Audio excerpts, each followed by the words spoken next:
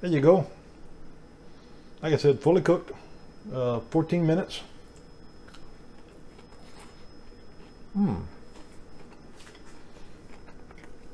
Very good. Well, it's a day for lunch.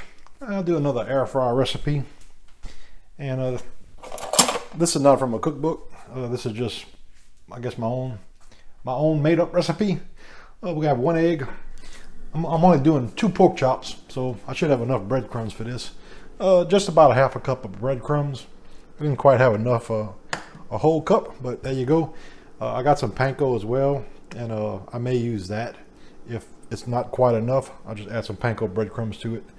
For the seasonings, I'm using a half of a teaspoon of some Cajun seasoning, garlic powder, and I got 1/8 of a teaspoon of cayenne pepper and thyme, and like I said, 1 egg.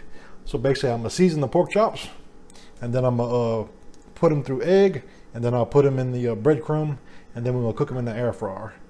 But it's always a good idea with pork chops to go ahead and you basically want to slightly score the outside a little bit where the fat's at. That way the pork chops won't try to curl up on you. So let me get that done, and I'll show you the next step. And I just kind of mixed everything together a little bit. I will just go ahead and season the pork chops. And like I said, this should make about 2. I might have a little left over, but something kind of simple.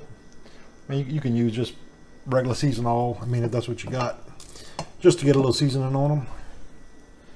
So I'll probably add it all to it. I don't think it'll be too salty. So just get them nice and coated here. Yeah, I think that'll be good. All right, I'm gonna have a little left over, but that's fine. Now we'll go ahead and pass them through the egg, and then we'll pass them through the breadcrumbs. And at this point, go ahead and pass your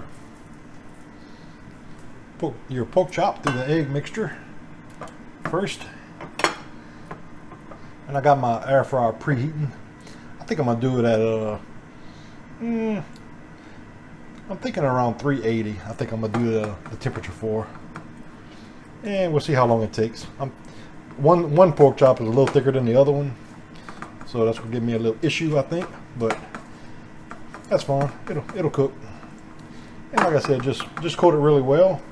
And on the air fryer, this is just a tray, and I got it coated with foil. Just put a little olive oil on it, and we're gonna just put the pork chop on it, and hopefully I'll be able to fit both of them.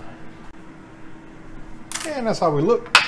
And before I put them in the air fryer, I'm gonna go ahead and spritz the top of them with some light tasting olive oil. It'll just kind of help it brown a little bit. And I will go ahead and put this in the air fryer. And I'm gonna put it about midway up here. And I'm gonna try to get the pork chops to not touch in the middle. So that's good. I'm gonna go ahead and do it for 380. And I'm gonna do 7 minutes per side. So after the first 7 minutes, I'll check it, flip it, and then I'll do 7 more minutes, and we'll see where we're at. I'm not exactly sure of the cook time yet. Okay, that was 7 minutes. Now we'll go ahead and flip the chops. Got a nice little crust starting to brown on it. I think it is going to go longer than 14, but we'll see what happens. I'm not sure yet. These are actually pretty thick. I actually wish I had some thinner ones that would have cooked a lot faster. And we'll do the same with this side.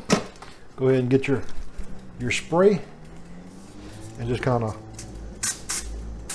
spritz the top a little bit. Put them back in and let it go to 7 minutes total.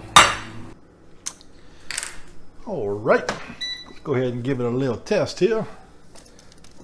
Pork is safe to eat at 145 degrees, so that's what we're shooting for. And I'm gonna do the thicker pork chop, which is this one, about right in the middle. And let's see what we got.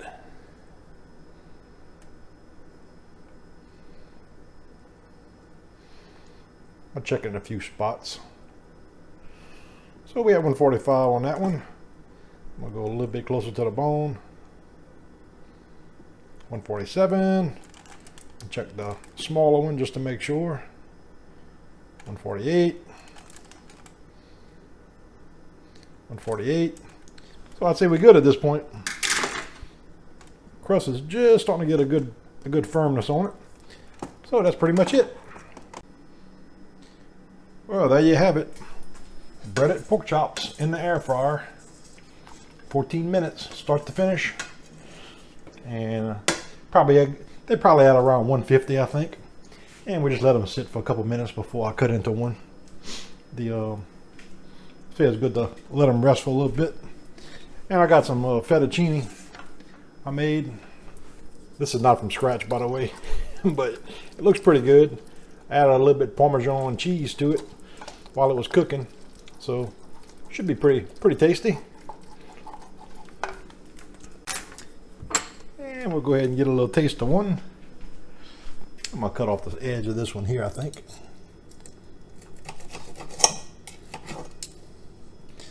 Like I said, pretty simple recipe. If you wanted to go a little longer, you could have. If you wanted to make the crust a little bit more crunchy, but I don't like an overcooked pork chop. So there you go.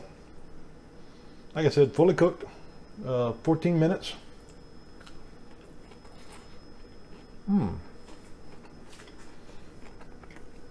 Very good. The key with pork is to not overcook it. But this is very juicy. I like thyme. Some people don't. You can leave it out if you don't like it, but it gives pork and beef a very good taste. So there you go. Well, thanks for watching. If you enjoyed my video, please subscribe to my channel and hit the thumbs up button. Thanks.